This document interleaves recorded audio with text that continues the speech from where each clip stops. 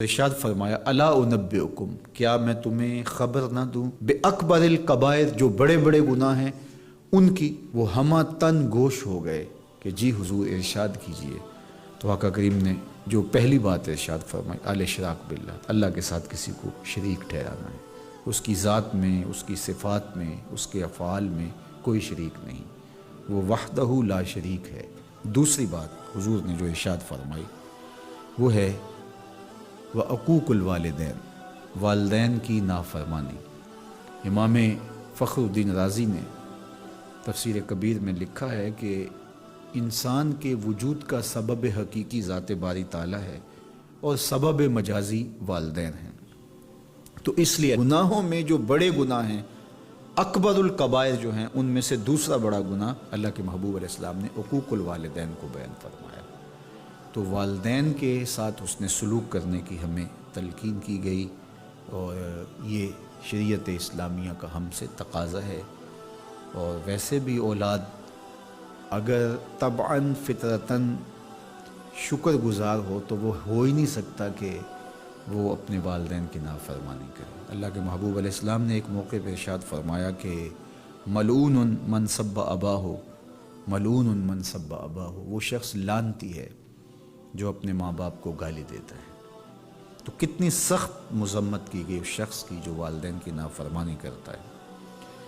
ایک موقع پہ حضور علیہ السلام نے فرمایا رغم انف ثم رغم انف ثم رغم انف، 3 مرتبہ فرمایا۔ اس شخص کی ناک خاک آلود ہو، پھر اس کی ناک خاک آلود ہو، پھر تیسری مرتبہ فرمایا اس شخص کی ناک خاک آلود ہو۔ تو قیلا من یا رسول اللہ صلی اللہ علیہ وسلم، عرض کی یا رسول اللہ کس کی ناک خاک آلود ہو؟ تو آقا کریم علیہ السلام نے فرمایا من ادرک ابویہ عند الکبر احدہما او کلیہما فلم یدخل الجنہ، جس نے والدین کو، ایک کو یا دونوں کو، بڑھاپے میں پایا اور جنت میں داخل نہ ہو سکا، اس شخص کی ناک خاک آلود۔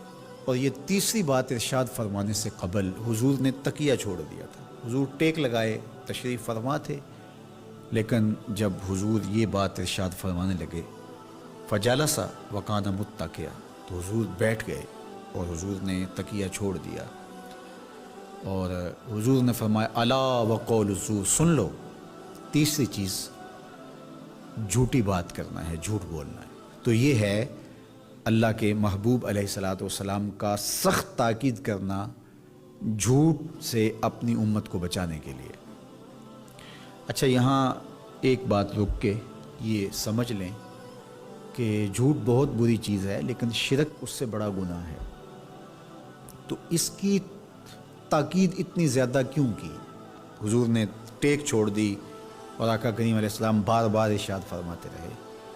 تو اس کی وجہ یہ ہے کہ شرک کو بڑا گناہ سارے سمجھتے ہیں۔ اسی طرح ماں باپ کی نافرمانی ہر شخص سمجھتا ہے کہ یہ بہت بڑا گناہ ہے، اور اگر کوئی شخص ماں باپ کا بے ادب ہو، گستاخ ہو، تو لوگوں کی نظروں میں بھی وہ گر جاتا ہے کہ یہ برا شخص ہے کہ ماں باپ کے ساتھ بدسلوکی کر رہا ہے۔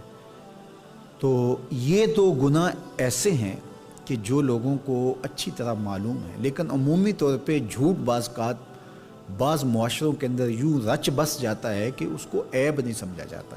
اس لیے حضور نے اس پر خاص تاکید کی اور ٹیک چھوڑ کے آگے بڑھے، اور پھر بار بار ارشاد فرماتے رہے کہ اس کو چھوٹا نہ سمجھنا۔ جس طرح اکبر الکبائر میں شرک ہے، اکبر الکبائر میں عقوق الوالدین ہے، اسی طرح یہ بھی اکبر الکبائر میں شامل ہے کہ کوئی شخص جھوٹ بولے۔ تو جھوٹ بولنا یہ اللہ کی ناراضگی کا سبب اور ذریعہ ہے۔ تقریباً 200 قرآنی آیات جھوٹ کی مذمت اور جھوٹ سے بچنے کی تاکید اور ترغیب میں ہیں، اور سینکڑوں احادیث جھوٹ کی مذمت میں اور جھوٹ سے دامن کو بچانے کی تلقین پر مشتمل ہے۔ تو اس لیے اللہ کی بارگاہ میں یہ دعا مانگیں کہ اللہ ہمیں جھوٹ کے مرض سے نجات دے، اور ہمیں ہمیشہ سچ اور سچائی کی توفیق سے مالا مال کرے۔